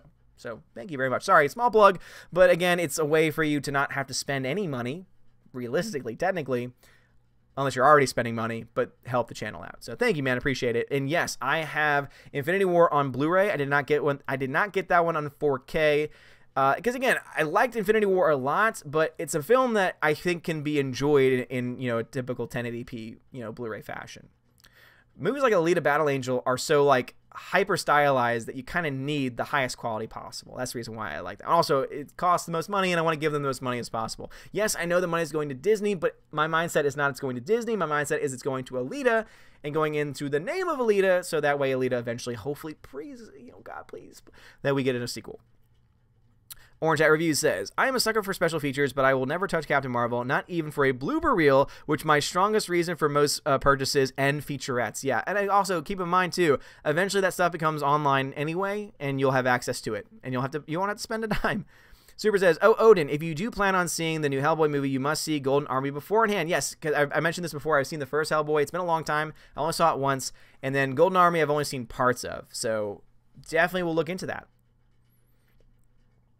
Zion Water says, I have a feeling they're building up Captain Marvel's arrogancy so they can bat her down. I hope so. Seriously. And also remember that it would make sense because the Russos have gone on record to say that they don't like OP characters. They want characters that have rich backstories. That's why when they wrote their movies for Captain America, they made him, vulnerable. They made it that, yes, he's this powerful guy who's got superhuman strength, but he's got weaknesses too. He's not all powerful. He can't do everything. He can't do everything on his own. He needs help. And I think that that's kind of what they're going to try and do for her, is that she might think and be arrogant and think, I can do all this stuff by myself. And then hopefully, basically, there's a fight. I would love if early on in the film, she tries to go off on her own to beat Thanos, and Thanos just was like, pfft, and, kicks her butt. And then kind of like lowers her expectations down, like, humbles her. Because that to me, I think if you want to try and I'm not trying to say that she can be totally reconciled. I don't think that she can be totally revamped and saved in the minds of a lot of fans. Because I think that's kind of was already lost by her comments outside of it, by Brie Larson's comments, and also, of course, by the movie itself, Captain Marvel. But I think that if you were to have any type of story of redemption for her, or have her give at least the best chance of redemption, you make her humble. And the only way you can do that is you have her think, oh, I'm so awesome because I'm all powerful. You have Thanos kick her butt easily. And then she realizes, oh, I can't do this alone. If we can do that, that I think could, again, salvage at least something. Not everything. Not salvage completely, but as I said before, I am a pretty sensible person, and I could probably say at the very least saying, I didn't like her. I still don't like her as a person or as a character, but this is the best version of the character that we've had so far. And I can at least go that far. I can at least go that far. But yes, the arrogancy for sure. Bruce, I already have my tickets for the 25th, 7 p.m. EST. Dude, I already have my tickets too. I got tickets to the IMAX 6 p.m. CST, so same time as you, just different time zones, and I'm going to be doing the IMAX version. I tried doing the Dolby, but of course, all the apps and websites were crashing, and I couldn't do it, and even the 1045, which I was not going to do because it's a 3-hour movie, and I teach. Man, yeah, I already have my tickets too. I'm very excited. John Winkler, do you have Batman, the animated series on Blu-ray? I recently got it, and it's really good. it's on my like buy list. It's on one of the things I want to buy, and it's been on sale kind of. I mean, I know for what you're getting, it's a pretty good deal, but I know for a fact that over time, over the next year, it's going to go on some pretty massive sales just because that's just how any set does. Like a set that might one day cost $200 eventually will cost $50. And so I look at this series and I think to myself, all right, it's gotten this low, and then all of a sudden it goes on sale again, it's gotten lower. So I'm just going to wait to get to that sweet point where I'm like, okay, this is how much I could justify. I would spend $50, I think, on getting that entire series on Blu-ray. And also, the other thing, too, is that I would like it to have, in addition to the Blu-ray, a digital copy of the series. And obviously, I love the Blu-ray versions, and I love physical media, but when it comes to series especially, there might be days that I just want to binge watch it, and it's easier to do that when it's, again, all available on digital versus when you have to put in the DVD, put in the DVD, put in the Blu-ray. So I would say, light it up. Super says, Batman the Animated Series, darn right, still one of my all-time favorite shows. I got to know DC the same exact way, and I still love it. Batman the Animated Series and Young Justice got me collecting comics. Nice, dude. Yeah, I never watched Young Justice, but Batman the Animated Series was freaking awesome. My favorite episode was actually one of the first episodes. I want to say it was within the first 5 or 10 episodes, and I forget the name of it, but it's the music that gets me every time. And it's the one where the Joker... It's a relationship between the Joker and like a regular everyday dude that just like crosses him at some point, and it's hilarious. It's so good. I forget the name of it, but it's a great episode. You might know what I'm talking about. It's been a long time since I've seen it. Zinewater says it looks like you can stream X-Men the animated series from Amazon Prime. What? All right, well I'm gonna do that live on air. Oh man, oh man. All right, X-Men the animated series. Let's see. Marvel Comics X-Men? No. That doesn't sound right. Marvel X-Men set animated series. X-Men the animated... Okay, X-Men the animated series. Volume 1 on DVD for $6. I wonder how many volumes there are. That's interesting. I don't know if this is the right thing. I don't know if this is right. I don't know if this is right. X-Men animated series season 3. We're season 1. Season 1.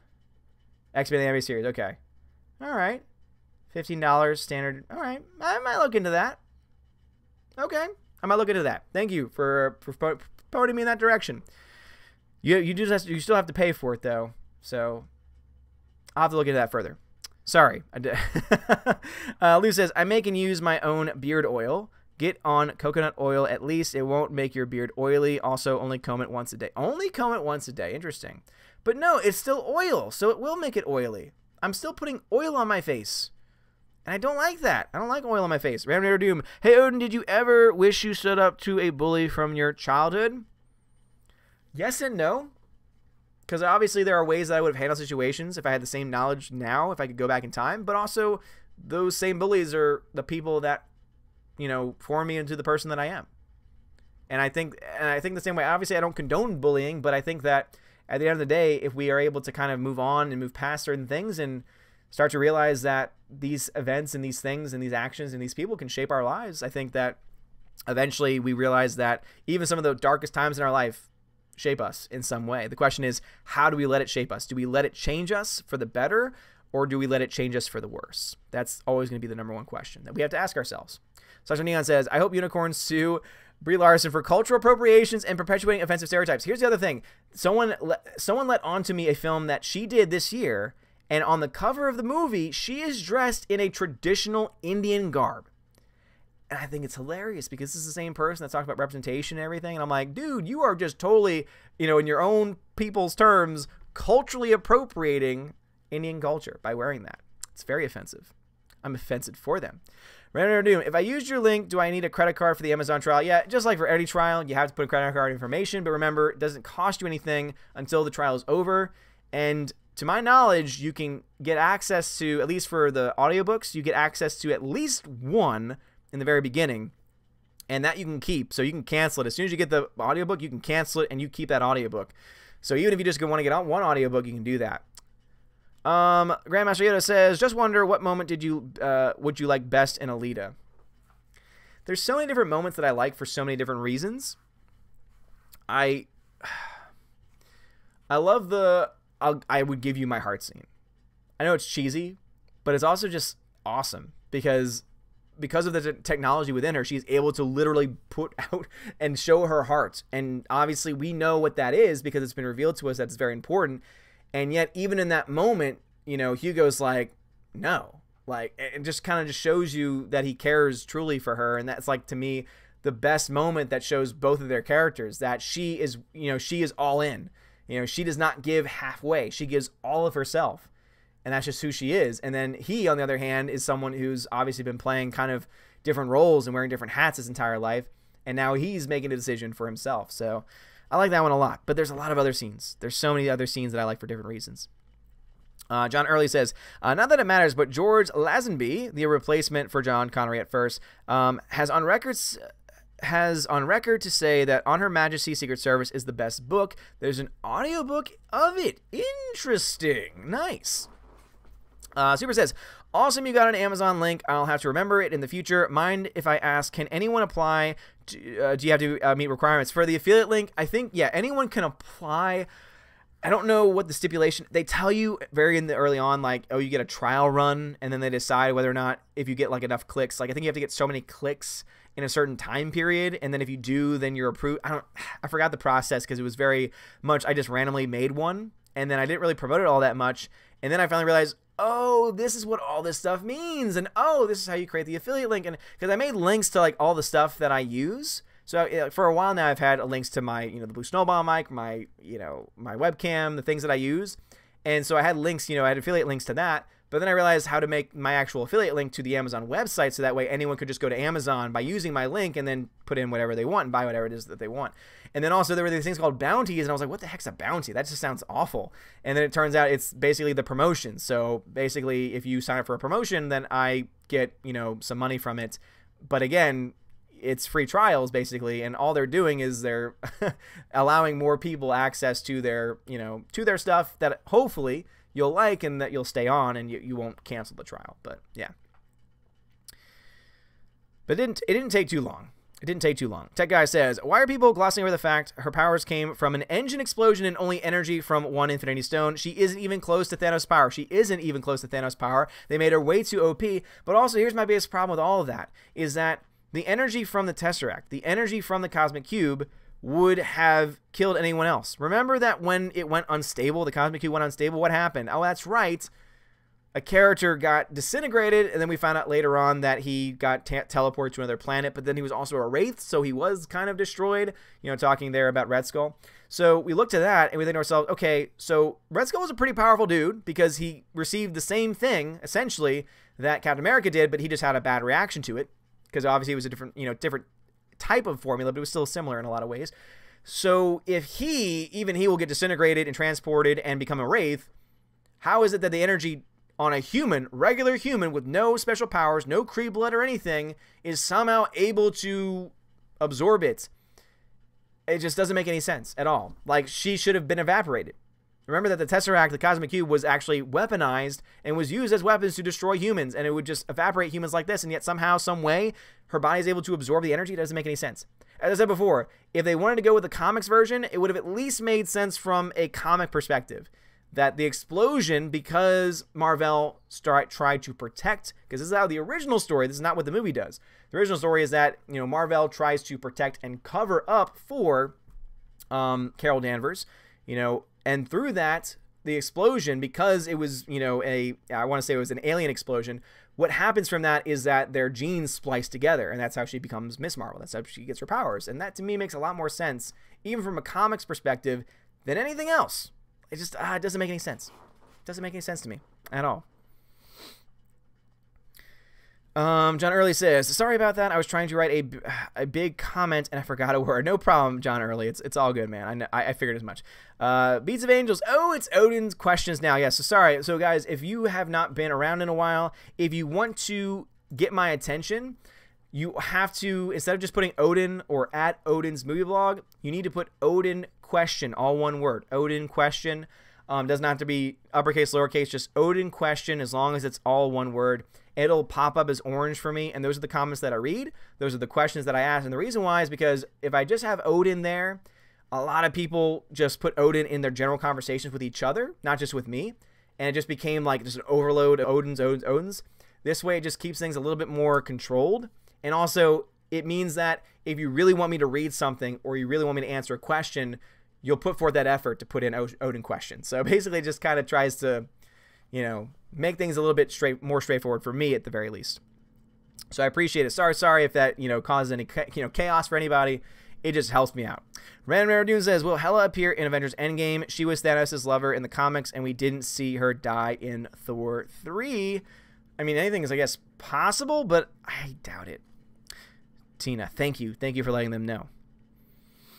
Sasha Neon says, that episode sounds like Joker's favor. Yes, solid episode. Also watch Young Justice. Okay, Young Justice. All right, have to watch that at some point. That is the episode, Joker's favor, because yeah, what ends up happening is that the Joker says that he owes him one. That the regular dude owes the music. I don't know what song they use, but it's fantastic. It's so good.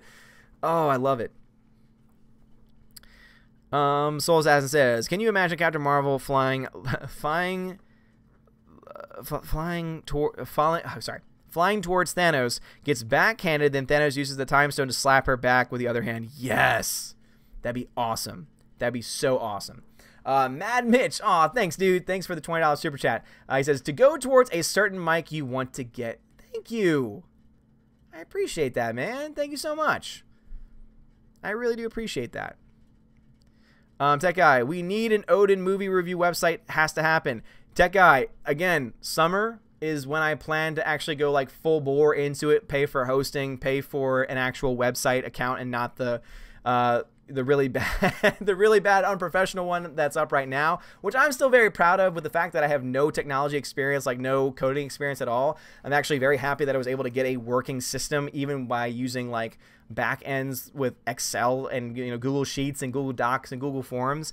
And because of that experience, when I eventually over the summer, you know, pay for hosting, pay for website name, domain name, etc., and actually put forth in what I want the site to look like and more functionality, you know, forums, things like that. I have a lot of thoughts. I have a lot of things I want to do. And over the summer, when I finally have time, hopefully have time, then that's going to be kind of like where my full attention goes. Among a couple other things that some of you guys who are patrons know a little bit more about. But yes, Soul Assassin, I love that. And Mad Mitch, thank you. I really do appreciate that. Alrighty, let's see. All right, now we have people asking some questions. That's good. Zine Watters says, Batman, the anime series, my favorite episodes were Baby Doll, So Deep in Original Character, and Mr. Freeze's Origins. Yes, which were altered for this show. Oh, yes. I also really like the Clayface episode. The Clayface origin story is great. Oh, I love Clayface. Super says, yeah, I remember that episode. It was great. Best part was when the dude finally snapped, pranked the Joker, and Batman laughed in his face. My favorite is probably the Gray Ghost. Oh, yes, I remember that episode. I mean, the episode that we were talking about beforehand. Gray Ghost. Ah, I don't remember that. Alex McCarthy, I'm late again. Blame Monday Night Raw. Dude, don't spoil anything. I need to watch Monday Night Raw. I know I should be watching it right now, and I'm going to try and catch up with it as fast as I can, because the Monday Night Raw after WrestleMania is always the best. It's usually better than WrestleMania, because not only is it significantly shorter, but also they usually have a lot of people like debut. They've got, you know, usually shakeups happening, like with people switching brands, and there's just a lot of crazy stuff that tends to happen. Zinewater says, did you see the article on the Mary Sue who blasts Lita for only being kind of powerful female, the toxic males? Dude, I did an entire video on that. Where were you, man? I have a video up still on the channel. G-Monkey. We will have to ask Nerdrotic what Mrs. Nerdrotic recommends for the beard. I stopped using oils and balms because I hated having oily residues on my phone. Yeah, again, that's another part of it too. Again, if it's going to leave an oily residue on my phone, it's going to leave an oily residue on my skin, and I'm going to feel it. I'm going to feel dirty all day. I don't like that. I'd rather it be dry. Like, seriously, I'd rather it be unhealthy and dry than healthy and oily. Random Nerd Doom, did you know YouTube has free audiobooks like the Star Wars Legends novel? They do, but they're also not necessarily legal.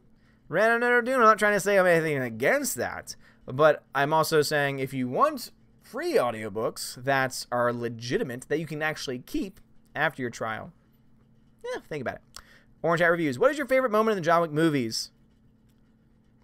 John Wick 2, when he's doing his run. When he sets up all the guns and he's finally like running back and he's taking up all the guns that he set up and doing, that whole sequence is so great. and I love it so much. There's obviously a lot of great scenes in those in those movies, but that whole sequence is just so well done. God, the choreography that goes into that is so damn good. I love it. Bruce, I'm a big anime fan, and I was so let down by Ghost in the Shell. So Alita was like such a win for us. Oh, did you hear? It looks like Gundam will be getting a live action movie. I heard from someone else that Gundam was getting live action. I never watched Gundam when I was younger, so I don't have a lot of knowledge of it overall. But Ghost in the Shell, that was a case where I watched the anime and I watched the live action, and I didn't like either. I didn't like the anime or the live action. It didn't reach me. Maybe I wasn't in a good mood that day. Maybe I need to go back and watch the anime. But I know the live action just was so boring. Alexander says, how do you determine talented film and TV people since there is a big following for any kind of worthless garbage? You know, how do you determine talented film? I don't know, like for hiring or just mean in general. Like you determine whether or not someone's talented by just watching their work. Like I've said it before that Brie Larson, despite my issues with her as a person and her performance in Captain Marvel, she is a good performer. Again, there are movies that I really like her in. Room being one example of that. She plays that part very well. I like her as being that kind of off supporting character that she's done beforehand. I like her in indie films too. Obviously Unicorn Store is probably not going to be good because she's directing herself, which is just doesn't sound good, seeing that she's so full of herself in general. When someone else actually is able to contain her and rein her in, I think that she's able to give good performances. There's a great indie film, and I've talked about it several times before. It's called Short Term 12, and it's great because it deals with juveniles who are all going through very difficult times emotionally. A lot of them are struggling with various mental illnesses, and it's very powerful. It's hard to watch sometimes, especially if you've known anyone that's gone through any type of mental illness before, but it's very powerful, and she does a great job in it. She does. So again, I can step back, and even people I don't like, even people like personally, not personally, obviously I don't know her, but based on her personal experience, personal words, and interviews she's done, obviously I think she's kind of despicable and she's full of herself. I can still recognize the talent that she does have, all right? And so basically that's what I do, is I try and step back for a second. I try and say, okay, what do we have going on here? I try and check, basically when it comes to acting is probably one of the hardest things to really be able to step back and say, okay, this is, objectively good, this is objectively bad, but it is possible because there are certain things that, that actors do. It's not just line delivery, it's also, do they envelop their character? That's the number one question I ask after a movie. Did I buy that the actor on screen was the character they were trying to portray? Great example I can give you. If you look to Batman and Robin, an objectively bad film with objectively bad, acting. How do I know this? Look to Batman. George Clooney plays George Clooney. George Clooney does not play Bruce Wayne. George Clooney does not play Batman. George Clooney plays George Clooney. And that's why it's a bad movie. That's why it's a bad performance. And so I looked at that film and I'm like, all right, that's not Batman. I mean, that's not a guy even trying to play Batman. That's a guy that's just being himself, wearing a bat suit. And it just doesn't make any sense. And so you look to another movie, for example, you look to Dark Knight, look to the Joker. Heath Ledger's not doing Heath Ledger. Heath Ledger is doing a character, and you believe that he is that character. And I go to any film, and I think, do I buy what I'm watching on screen or not? And if I buy into it, there's a good performance there. If I don't buy into it, which is why I don't like Brie Larson and Captain Marvel, because I don't buy that she's being Carol Danvers. It just seems like Brie Larson's playing herself trying to be a superhero, and I don't like it. Design Water says, the reason Carol wasn't killed by the Tesseract is because they're literally building up to her getting her own powers when she loses these, like she did to Rogue in comics. Oh, I hope not, man. Ramner Doom says, hey, Odin, what if they killed off Brie as Captain Marvel, but before she died, she gave birth to a son without a father who would become the male Captain Marvel based on the original Captain Marvel? Oh, man. No. Peter Hand says, what is best in life? What is best in life? What do you mean best in life? Noah says, bringing your tissue. So many tissues. It's insane. MCOC says, what's up, Odin? Just got blocked by Dan Reed on his fake account. Dan Reed, you may ask, is the director of Leaving Neverland, the maker of a documentary on Michael Jackson that has been debunked. Really? You mean the documentary that everyone talked about? It's been debunked? Has it been debunked? Has it? Beads of Angels. So it still shows up, But if you were to put the same thing without the @ symbol, it would still work. Basically, anytime the letters Odin question go in that order, it pops up. You could literally have any letters before or after, but as long as Odin question in that order, ODINQUESTION, are there in that order, it'll pop up as orange for me. I know. Interesting, right? Connor Allen, do you like Breaking Bad? Yes. Breaking Bad's such a good show. And again, it's a show that knew it could not go on forever, and that's why, to me, it had one of the best endings of any show. Love it, love it, love it. Luke, combing too much can break the hair follicles, and beard oil keeps the beard healthy and stimulates growth. It's not oily, but more like watery, but dries. You only need the smallest bit. Okay. I'll think about that. Contact me through Twitter or email or Discord, whatever way you can contact me, because as someone who seems like a beard expert, I would like to know more. Delta Raven says, any thought on the sword Thanos apparently has now? It kind of looks like he can summon the Bifrost now like Stormbreaker, so it's similar to Heimdall's? Really? I didn't see that. That is interesting. I really like the idea of Thanos with the sword, though. Grandmaster Yoda. For me, it's the same moment. Still, for me, it's not only that who she is, but my heart is yours is normal in Hollywood, normal to say, but damn rare I see it. It was very romantic. Oh, I agree, for sure. Can you hear it? But the fact that she said it and was able to literally physically express it and you believe it, you're like, oh man, it's a very powerful moment. Batgoat, have you seen Star Trek TAS on Netflix? It's early filmation, so there's a Star Trek animated series? The animation is bad, but the voices are original cast. I like it in a cringe way. No, I've never seen that. I never even knew there were a Star Trek animated series. That's insane. John Early says, I've heard the animated series Avengers Earth's Mightiest Heroes was pretty good. Season 1 and 2 are on Blu-ray, I believe. Interesting. There's so many things I need to watch. So many things that I need to catch up on. All right, guys, we're at the hour-and-a-half moment, so if we could just slow down the questions. I'm going to try and get through these ones now that everyone knows how to contact me. Oh my god, so far behind now. All right, so let's see. Odin question. Hello, my friend. Arf Puppy's a great clan. Is loving the warm weather. Frank says, I miss the cold weather. I hate this hot. Southern Louisiana is so miserable right now. Bruce says, just based on the trailer, Joker looks like it's going to kill. Yes. Oh my god, cannot wait for Joker. James Hancock. I think Alita is so endearing because she's more vulnerable than almost any other martial arts warrior character I can think of. That's a good point. Noah, bring tissues plus care. Yes. Modern Dude, I'm late again, starting to become regular. Oh, it's okay, man. I was late to the stream. Demon Scythe, what's up, Demon Scythe? I sent you a DM on Twitter about Hack Fraud Media's Last Jedi critique. Just watched it early today, and it's probably the best one I've seen yet. Really worth watching. All right, thank you. I'll try and check that out if I have time. I just don't have time these days. Steph says, all right, thank you for letting people know. Random Doom, is it stressful to be a teacher? I heard that, oh, yes. First year was the most stressful year of my life. No question about it.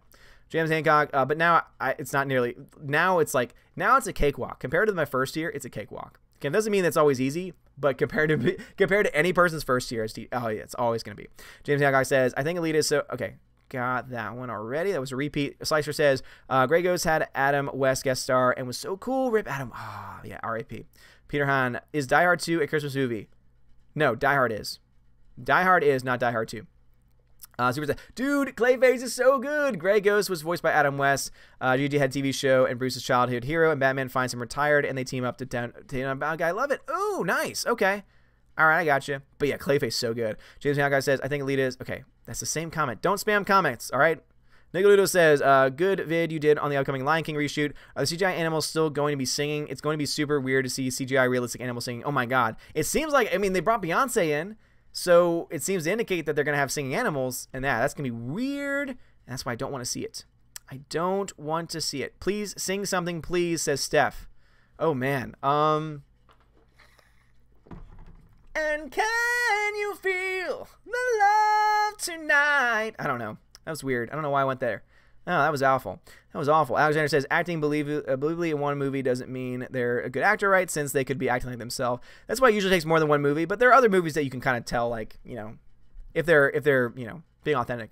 Bruce says, just the first movie or the series as well. I missed part of the answer. Watch the series. No, I watched Ghost in the Shell, the anime movie.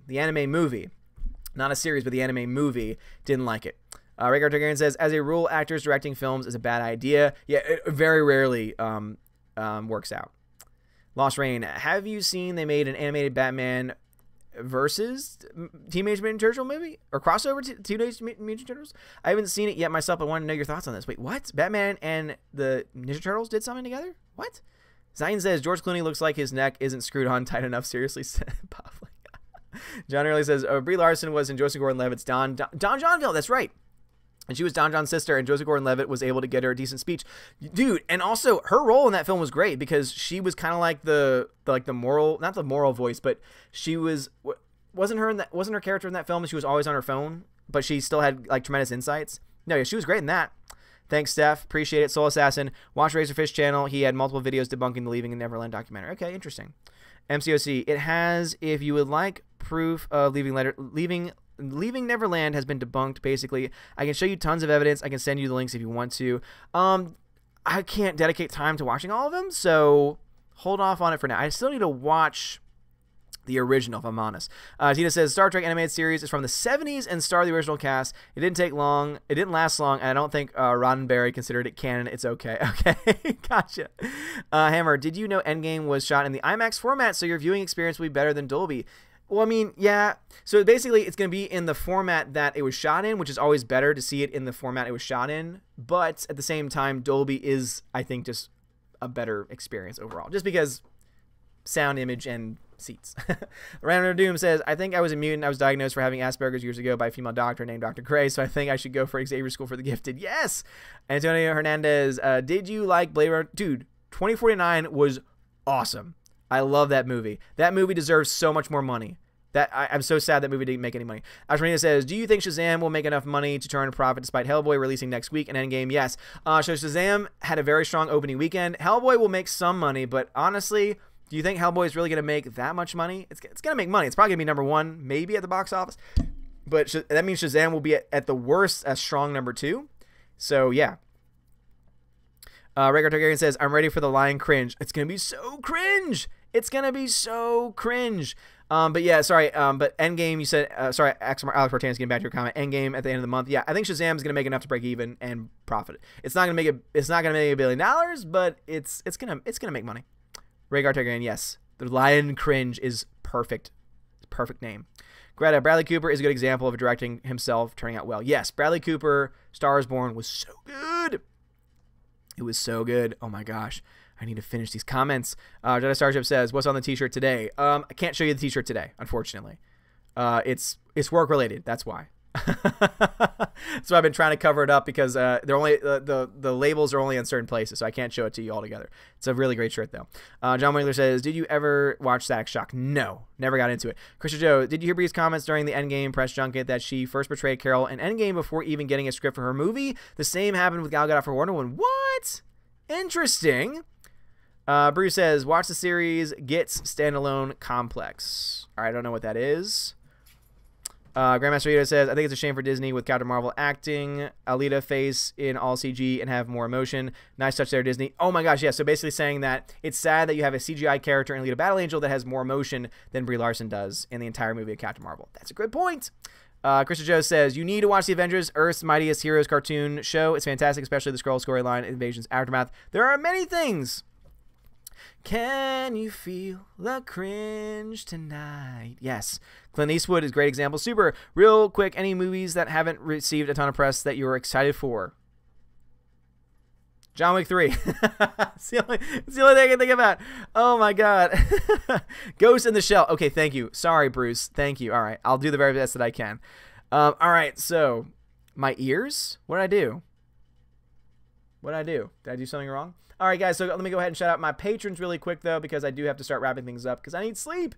So let me give a huge shout out to A Grade Jedi, Adam Shawhan, Albertus Magnus, Aman Yosef Marcos, Brian P., Darkstar57, Elite System 32, Dion, Edward Coleman, Enrique Evangelista, Entertainment Hacker, Frank the Tank and the Shawhan, Wiener Dog, Clan, Harold Francis, The Hunka Chunka, Funky Monkey, Inflamed Wood, It's Trap Productions, Jason Clark, Jeffrey Toon, Jonathan Jerembeck, Laura Story, Matthew Kadish, Mr. Peabody, and his evil twin, Outpost Dire, Perpetual Punster, Projar Sharif, Proper Jeremy, Sir Lance Elato, Theodora, The K-Man, The DJD Show, Those Two Bald Guys, Tina B, and Wolfgang Lounge. Thank you so much. You're amazing and beautiful people. Alex McCarthy says, don't miss Raw. Trust me. God bless. Ooh, Alex McCarthy. Yeah, you got me excited for it, man. It better live up to these expectations. because if it doesn't, we're gonna have problems. Alex Martinez, all right. So, do you think it's so close to each other? Endgame's gonna make a crap ton of money. Detective Pikachu will be fine. John Wick 3 will make enough to justify itself. Aladdin might not make money. Godzilla will make money. Dark Phoenix, who knows? Big question. Big question mark. Super says, thanks for putting up with me. Never. Super, no problem at all. All right, guys. Indeed, the puppies are here, but I have to go. So, guys, thank you so much for watching. We have like 130 people watching. This is insane. Seriously, thank you so much for starting late with me. Thank you for sticking around with me. And thank you, all the people, for the super chats tonight. You were awesome. And thank you so much just for being so supportive of the channel, for putting up with this new format with the Odin question. Seriously, I know that it's a hassle, but it really does help me out a lot, because now instead of falling 30, 45 minutes behind, I maybe fall like 10 minutes behind, which is definitely not nearly as bad. Though, of course, once everyone catches on, I'm gonna have to change it up again. Maybe I should make a word of the week. I can't, because actually I can only change the name 3 times in 60 days or something like that, so probably won't be able to do that, but that would be hilarious. Guys, thank you so much for watching. Proper Jeremy, Proper Jenny, sorry, his name is Proper Jenny now. Gosh, such a troll. Oh, I hate Jenny. I hate Proper so much. See you in Chicago. Proper's gonna be in Chicago. Can I get my money back? I don't want to go to Chicago anymore. Gosh. Proper. Anyway, sorry, I love you, Proper. Thank you so much for watching, every person. Huge shout out to the Valks. Give some love to the Valks, Tina and Steph. They've been doing a great job tonight, as always. And also, seriously, thank you guys so very much. Support the channel in whatever way you can, but most of all, be good to each other and to yourselves. Have a wonderful day, and as always, God bless.